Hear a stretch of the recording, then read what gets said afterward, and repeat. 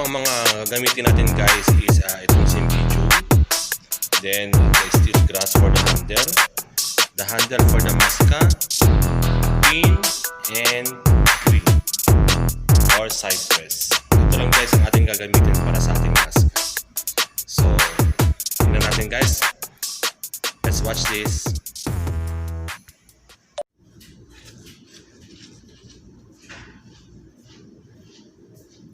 Hello guys, this is Joey Natividad once again. So, in this vlog guys, is gagawa tayo ng maska or a bridal bouquet. So, ito yung mga kailangan natin. So, simulan na natin.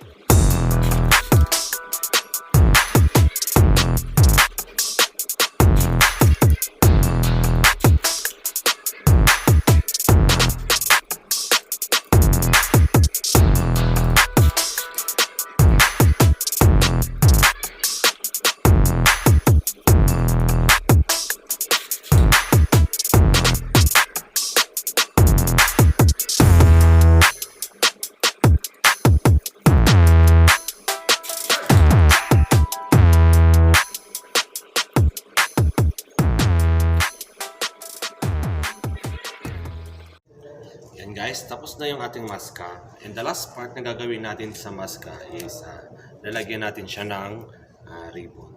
Ayan, ribbon. So, ilalagyan natin siya rito para maging maganda yung hawakan niya. So, yung handle, ito yung pinaka-handle niya. So, yan yung maska. Simple lang siya guys.